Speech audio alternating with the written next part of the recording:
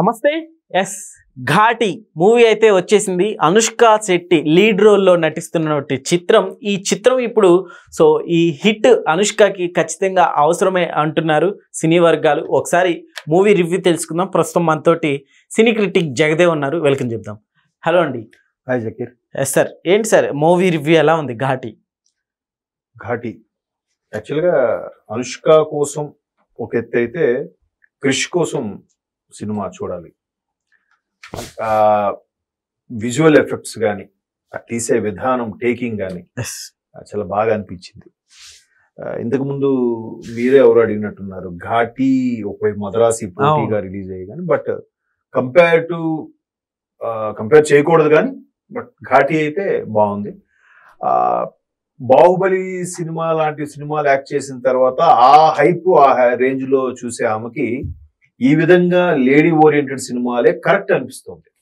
మిగతావి చూస్తే చేయొచ్చు, హీరోల పక్కన పెద్ద పెద్ద హీరోల పక్కన కూడా హీరోలా చేయొచ్చు, బట్ తేలిపోతుందేమో, ఈమెకి అంత ప్రాధాన్యత ఉండదేమో అనిపిస్తుంది. ఇది మాత్రం కరెక్ట్ గా అనుష్క లేడీ ఓరియంటెడ్, ఒక అరుంధతి, ఒక భాగమతి, అట్లాంటి ఏవైతే ఉన్నాయో అలాంటి సినిమాలు తగ్గట్టుగా తీశారు. And more over Andhra Orissa border లో జరిగే ఒక ఘాటి అంటే, కొండ ప్రాంతంని ఘాటి అంటాం. సో ఆ కొండ ప్రాంతాల్లో పెరిగే వాళ్ళకి వేరే ప్రత్యామ్నాయ మార్గాలు లేక, సంపాదించుకునే చేత కాక, ఈ మాక్సిమం ఈ గంజాయి లేదంటే ఇల్లీగల్ పనులకి డైవర్ట్ అవుతున్నట్టుగా మనం వింటున్న వార్తల్లో చాలా సందర్భాలు చూసాం. ఈవెన్ అన్నల విషయంలో కూడా, నక్సలిజం ఇలాంటి విషయంలో కూడా ఏఓబి అంటారు, ఆంధ్ర ఒరిస్సా బోర్డర్ అని. ఆ ఏఓబిలో కూడా ఎక్కువగా ఈ గ్రే హౌండ్స్ వాళ్ళు, పోలీసు వాళ్ళు కూంబింగ్ నిర్వహిస్తున్నారని, వాళ్ళు రైడ్స్ చేస్తున్నారని, అక్కడ ఎన్కౌంటర్ జరిగాయని చాలా వార్తలు వింటుంటాం. సో అట్లాంటి ఉండే పరిస్థితులు.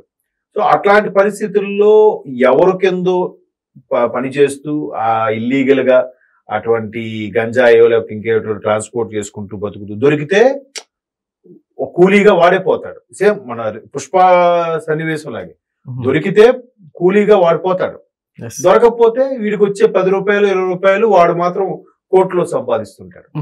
సో సినిమాకి హైలైట్ ఏంటంటే, అనుష్క ఎలాగో వెల్ ఎస్టాబ్లిష్డ్ యాక్ట్రెస్ కాబట్టి మనం కాబట్టి ఇందులో వెంకట ప్రభు కూడా చాలా బాగా చేశాడు. మన శివాజీ గణేశన్ గారు మనడు, మన ప్రభు గారి అబ్బాయి, సీనియర్ యాక్టర్, తమిళ్ ప్రభు గారి అబ్బాయి. తర్వాత ఇందులో విలనిజం అసలు నాకు ఎంత బాగా నచ్చిందంటే, చైతన్యరావు ఎవరు మన రీసెంట్ గా మహేసాబులో రాజశేఖర రెడ్డి గారి లాగా యాక్ట్ చేశాడు. తర్వాత 30 Weds 21 ఒక వెబ్ సిరీస్ లాగా యూట్యూబ్ లో వస్తూ ఉంటుంది, చూసారు లేదు? అందులో హీరోగా చేశాడు ఆయన. తర్వాత ఏదో సినిమా కూడా చేశాడు దాంతో, ఎవరు 21F కుమారి ఆ హీరోయిన్ తో, హెబ్బా పటేల్ తో ఒక సినిమా కూడా చేశాడు. హెబ్బా పటేల్ కాదు, హెబ్బా పటేల్ వేరు. హెబ్బా పటేల్ అంటే ఆమె అరవింద్ సమేతలో చెల్లెలుగా చేసింది హీరోయిన్ కి. సో ఈమె గుర్తు రావట్లేదు. సరే, అలాగా మంచి హీరోగా చేస్తూనే విలన్ గా చాలా బాగా చేశాడు. ఇందులో హైలైట్ ఏంటంటే ఆయన విలనిజము, అది చాలా బాగా అనిపించింది. సో అనుష్క గారి యాక్టింగ్ సూపర్. మనకి ట్రైలర్ లోనే స్టోరీ అంతా రివీల్ అయిపోతుంది. ఎన్నాళ్ళు ఇలా బతుకుతాము అంటే, దొరికిపోతే వాడిని చావు దెబ్బలు కొడతారు, వాడు ఒక్కోసారి వెనుకో పోలీసులోనే లాకప్ డెత్ జరుగుతూ ఉంటది. అలా చాలా బాగా చూపించాడులేండి. ఈవెన్ ఆ ఘాటీల్లో ఎలాగ వాళ్ళ జీవన విధానం ఎలాగుంటుంది, వాళ్ళు ఏమి తెలియదు. ఇప్పటికి కూడా మీరు అబ్జర్వ్ చేస్తే ఆంధ్ర ఒరిస్సా బార్డర్ లో కొన్ని గ్రామాలు, ఆంధ్రాలో ఉంటాయి కొన్ని గ్రామాలు, బట్ అక్కడ ఒరియా మాట్లాడుతుంటారు, ఒడిస్సా మాట్లాడుతుంటారు, బట్ అది ఆంధ్రలోకి వస్తుంది ఆ ప్రాంతం. కొన్ని ప్రాంతాలు ఒరియాలో, ఒడిస్సాలో ఉంటాయి, అక్కడ తెలుగు ఎక్కువ మాట్లాడుతుంటారు. సో అది మాత్రం మన ఆంధ్రాలోకి వస్తుంది. సార్ అట్లనే ఇప్పుడు ఈ ఆంధ్ర ఒరిస్సా ఈ సీన్స్ కూడా చాలా హైలైట్ గా నిలిచాయి అన్నట్టు కూడా టాక్ వస్తుంది సార్. కృషి అదే ఇప్పుడు అంత హైలైట్ గా బాగా తెరకెక్కించడం కోసమే క్రిష్ హరిహర వీరమల నుంచి కూడా లాస్ట్ కొన్ని షెడ్యూల్స్ కి తప్పుకోవడానికి కారణం కూడా అదే. హరిహర వీరమల్లు ఇంకా పవన్ కళ్యాణ్ డిప్యూటీ సీఎం అయిపోవడం, ఆయన టైమింగ్స్ ఈ టైమింగ్స్ అడ్జస్ట్ అవ్వకపోవడం, తర్వాత ఇది ఘాటీకి ఒప్పుకోవడం, ఘాటీని ఆయన ఎప్పటి నుంచో రాసుకుని అనుకుంటున్న కాన్సెప్ట్ కి ఒక్కసారిగా అనుష్క లాంటి యాక్ట్రెస్ ఆయన దొరకడం చాలా బాగా ఎలివేట్ చేసి తీయగలిగాడు ఆయన. సార్ అట్లా ఆల్రెడీ క్రిష్ వేదంలో అవును అనుష్క గారికి మంచి క్యారెక్టర్ ఇస్తారు. నిజంగా తన ఒక వేసిగా నటించినప్పటికి కూడా చాలా అద్భుతంగా ఉంటుంది వేదం సినిమా. సో మరలా వాళ్ళ కాంబినేషన్ లో ఈ ఘాటి అనేది చాలా అద్భుతంగా ఉంది. మేబీ ఆమె హైట్ కి ఆమె కట్అవుట్ కి కరెక్ట్ గా సూటబుల్ సినిమా అనిపించింది నాకైతే.